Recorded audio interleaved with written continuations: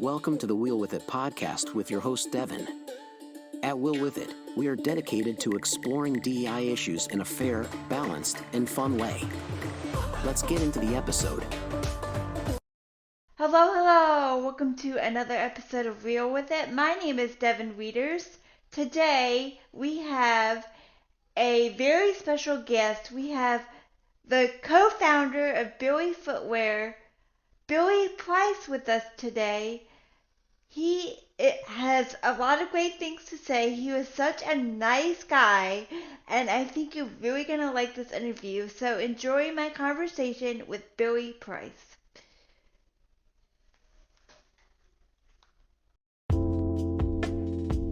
Hello. Welcome to another episode of Wheel With It. Today we have a very special guest. I am wearing his shoes right now.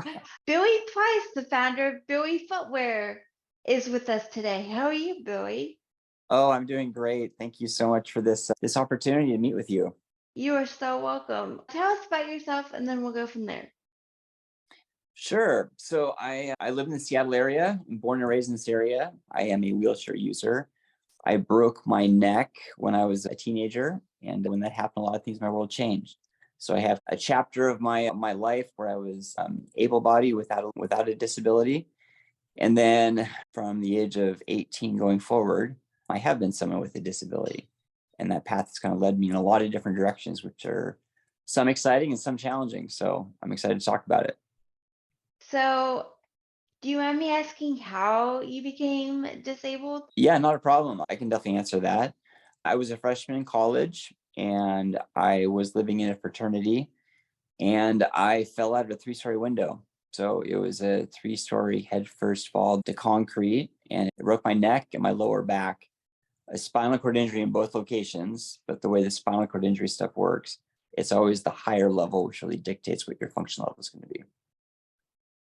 So, how do you remember falling out of the window at all? Or I don't. I went to bed. And then I woke up outside. So that night we did have a party. So I had been drinking. So it was probably like some sort of drunken sleepwalk, or maybe I did remember it and the fall like knocked the memory out of me. I don't really know, but I do know that I don't remember the fall. And I remember waking up outside, really screaming for help and being very confused why I wasn't in my bed. But yeah, then someone actually came outside to ask me to help me inside, and I couldn't get up. So they actually picked me up and carried me inside, and I slept on the couch in the living room through the night. And then it really wasn't until the next day that we started realizing that I wasn't in a good spot. That's when they called the ambulance and I went to the hospital. so how was it just having a disability at 18 after not having one for so long? Because that must have been a tough transition.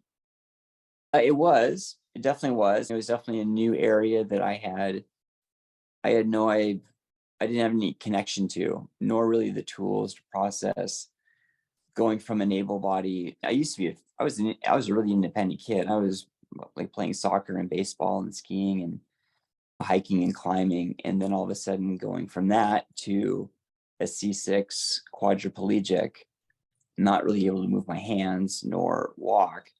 It was a difficult transition. And it was really, I guess I would say it was more mentally toying, just in my mind. All I could focus on was the stuff that I lost instead of the stuff that I still had. But people around me supported me and believed in me, and they helped me change my mindset, which was to let go with what I lost and instead embrace what I still had. And part of that was just the fact that I survived that fall. So still being alive, that was really where I started hanging my hat on.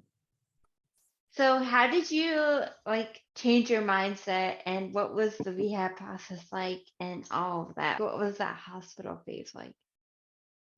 So when I was in the hospital, I was at the University of Washington Medical Center. So it was right off of campus at the University of Washington, which is where I was going to school. And I was an inpatient in the hospital for 5.5 months. So it was quite some time. To change that mindset, I really went to rock bottom. I was feeding myself just this terrible poison talk. It's not worth living if you can't walk. In other words, like I was convincing myself that my life was over. And it was just, there were a lot of nurses and doctors that saw potential in me. And from that, it got to the point where I just felt like I was on this dead end path and it scared me. And then that fear flipped that switch and made me think differently. What was it like coming home from the hospital after that? Because that must have been a challenge as well. It was one thing I realized was being in the hospital, everything was nice and flat. And then as soon as you leave the hospital, I realized that the world was not flat. There's hills all over the place. So pushing a wheelchair that was another, I guess that was another level of challenge, simply because in the hospital, like there weren't really any bumps or anything. It was nice, smooth surfaces. And then everywhere I went outside of the hospital, it was just the opposite.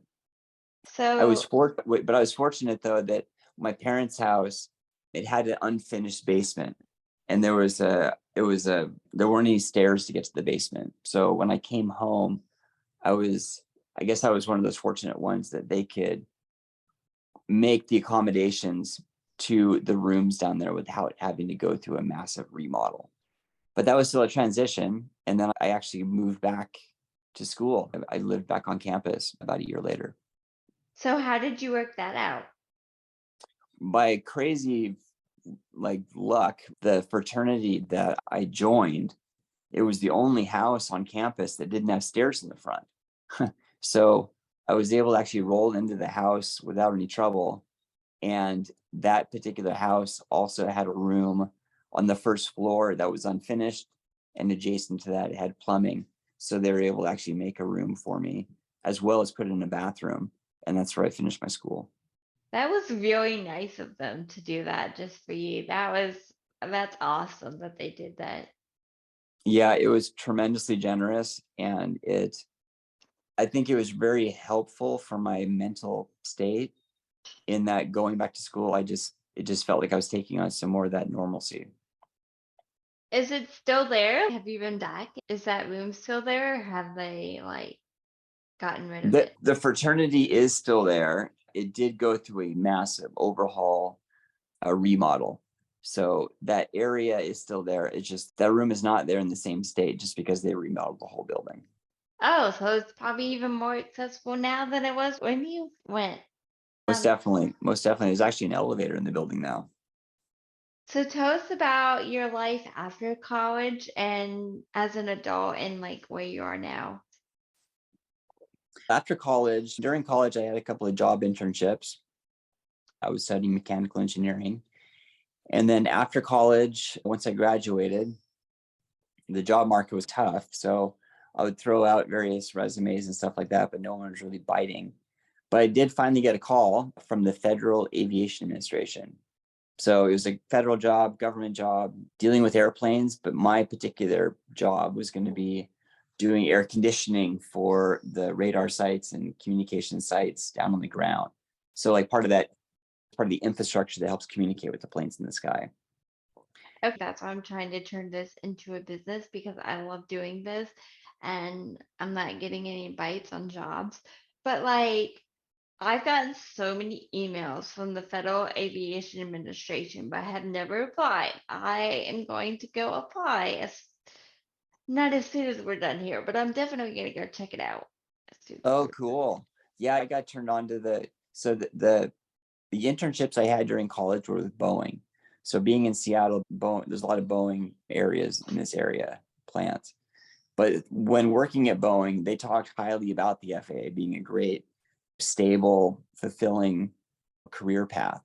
So when I graduated, there was actually a disability job fair in downtown Seattle that I attended, and the FAA was there. And I gave my resume, met some great people, but it was quite some time between that job fair and actually getting the job. I just felt like it went into this black hole and just never I'd never get a call. So the fact that you're getting emails and stuff like that, yeah, I would highly recommend reaching out. They were fantastic working with.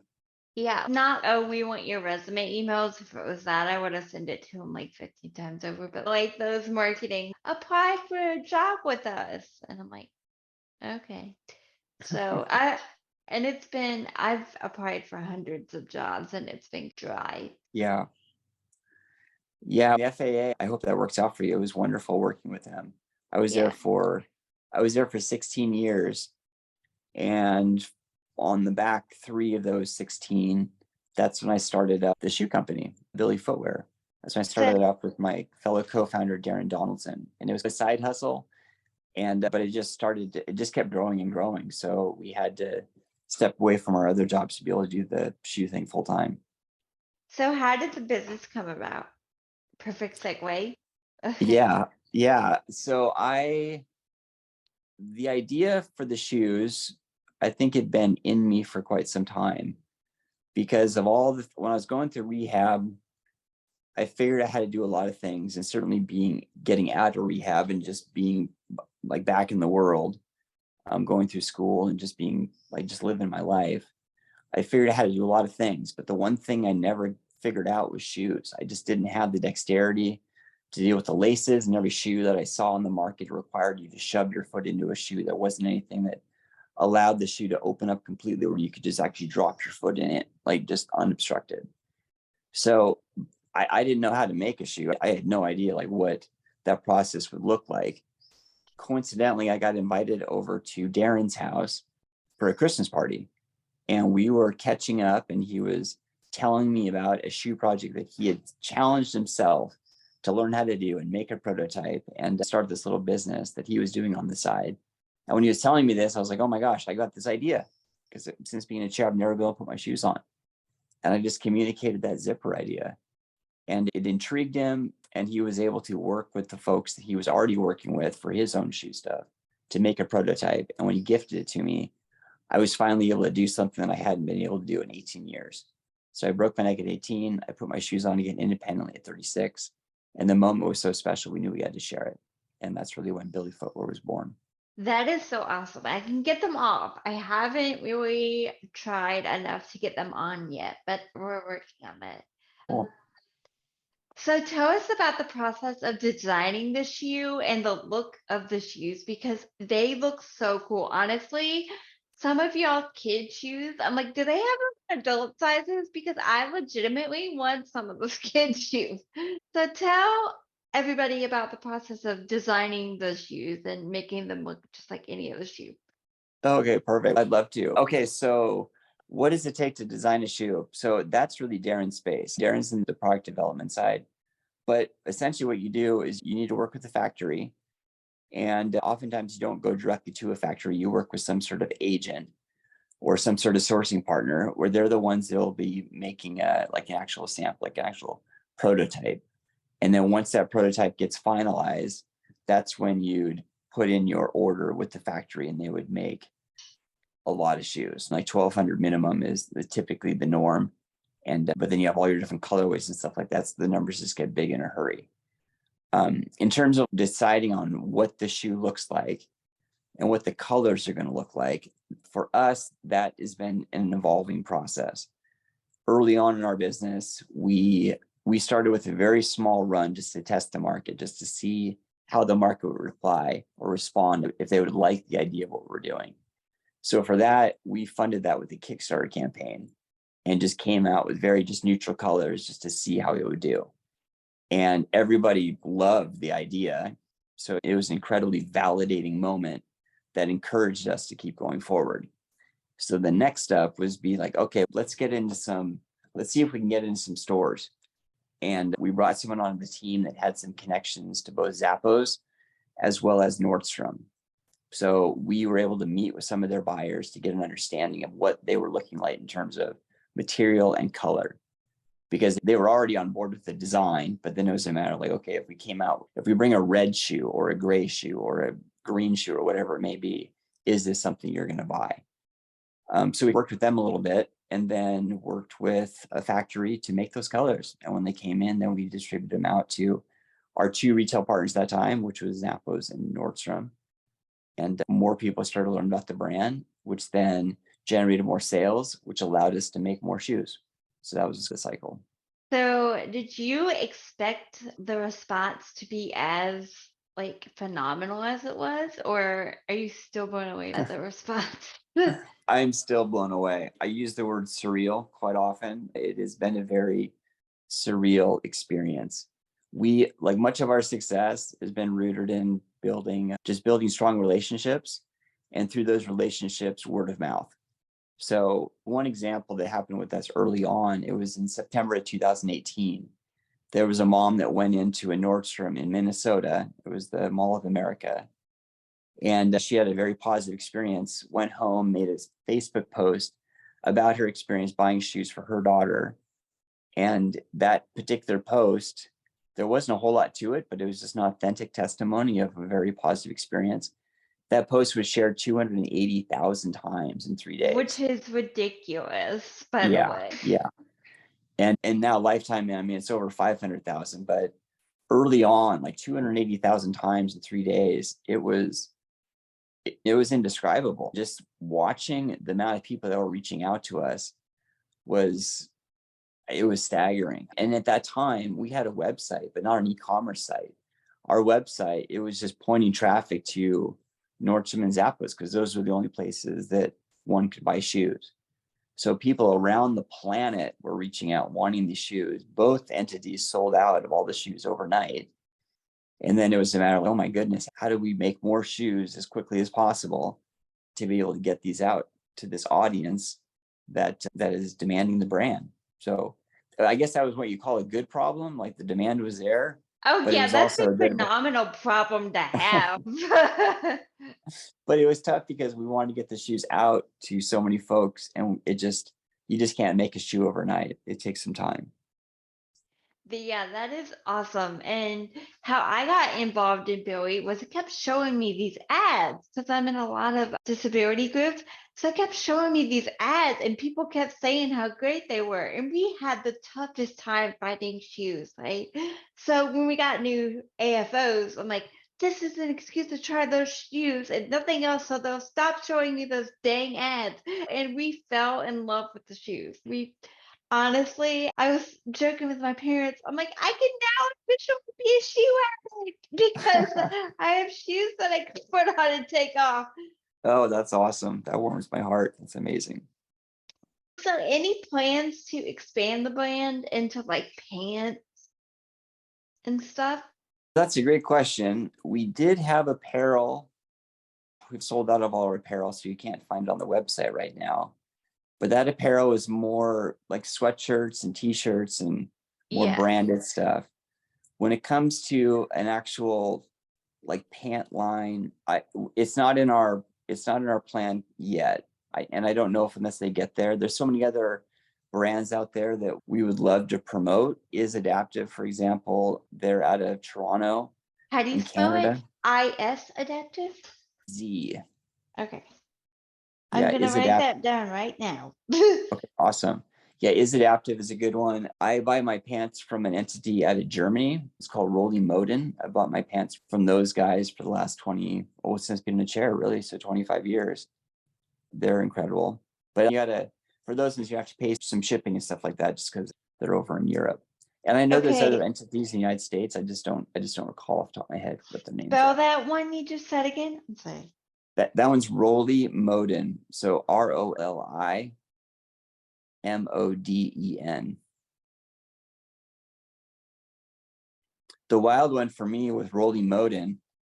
So I've been buying pants from Rollie for years, from a long time. And then Rollie actually reached out wanting to carry our shoes. And someone on our sales team So amazing. reached out to me going, okay, like Rollie, here's some entity out of Germany. I'm like, oh my gosh, Rollie, I love those guys. So that meant so much to me when those guys carrying the Billy brand. I was like, man, I love your pants so much. They're the only pants that I wear. The big thing for me with Rollie was the length of the leg, just because I have long legs, and all the other brands out there that I was looking at, when I sat, I'm always in a seated position. My pant leg would be way up above my shoe, and Rollie was the only one that I found that had the longer leg. I know there's other brands out there now that can do it, but I've just so locked into the Rollie fit, I just haven't changed. Like they're easy on, easy off too, I would suspect, because Yes, yeah, most definitely. They have a yeah. really long, the zipper, it's really long in the fly, And then the actual in the seat of the jeans, there aren't any seams. So I mean, like, for example, no back pocket. So when you sit down, you're not at risk. This is a risk for me, like just having, if you're sitting on some sort of seam, it could create an irritation of which I wouldn't know because I just don't have sensory in that area. Okay, because I've been looking for some easy to get on pants, so those are two good places to start. Great, cool. Is there anything you would want to add before we get off here? Oh, actually, you know what? I just thought of another pant. Be Free. Be Free. I would check those guys out. Actually, that I would say Be Free would be the most easy on, easy off pant out there. How do you spell it? B-E-F? Yeah, that's it. B-E and then F-E-R. F-E, like, what am I talking about? B-E-F-R-E. Be Free. Okay. Yeah, those, because their pant has a zipper that goes all the way up on one of the sides. So those are super easy to get on and off. I'm about to look those up right after we get off here. Okay, cool. I don't know. I don't have anything off the top of my head to add. Is there anything else you want to chat about? Not really. I just wanted to make sure there wasn't any pressing thing that you wanted to get to that we hadn't got to yet. Oh, I would just say, we just really appreciate everyone's support of the brand. It's awesome. I love how you guys are committed to inclusive design and disability owned, and it's just awesome. Yeah, we wanted to take fashion and function, smash those two worlds together, really in the spirit of inclusion. And we just remember, when we made our prototype and I tried it on, we wanted to share it. We just remember in grade school, kids on the playground, if they were wearing something different, everyone around them would remind them of wearing something different. And it's not because that kid wanted to wear something different. It's just like they didn't have any options. So we wanted to be able to create something where someone that needs a functional solution is going to be excited about it, but it's not like you need to have a functional need to wear the shoes. We wanted to be able to make something that anybody would want to wear, to reverse that narrative going, oh my gosh, I see those. If someone sees me wearing a pair of shoes going, like, where did you get those? I want to get those too. Where we can all level the playing field and just create this level of equality. So that was what we were driving for. And so many people have gravitated towards that, which just thoroughly warms my heart. Yeah, I was having somebody over at the house the other day, and they were asking me like what type of adaptive equipment I had. I think that's how we got on it. And I said, oh, I love these shoes, because I show my shoes off to everybody now. And they're like, oh, my daughter would love those because she hates tying her shoes and you don't have to tie them. And their daughter was perfectly able-bodied. It is for everybody, really. Yep, that's that scenario you just painted. That's exactly what we're going for. I'm curious, what shoes did you get? What shoes did I get? What pairs do I have? What color? What colors? These are the black athletic ones. I have the boots, and I have the pink high tops, and then I have the white. Do I have the white high tops? Yeah, I think I have the white high tops too, and I also have the slippers, but I don't wear the slippers very often because there's not enough tread for me to stand up in them. Gotcha. Okay. Wow, amazing. Yeah, so all my shoes are Billy, apparently. So, thank you for doing this today. I'm so glad you were here, and we will see you guys next episode. Bye, guys. Thank you for joining us. We hope you enjoyed the show. Remember to follow the show and our guests on social media and subscribe to the show on YouTube or in your favorite podcast app using the links in the show notes. If you're listening on the podcast app, please remember to rate and review us. See you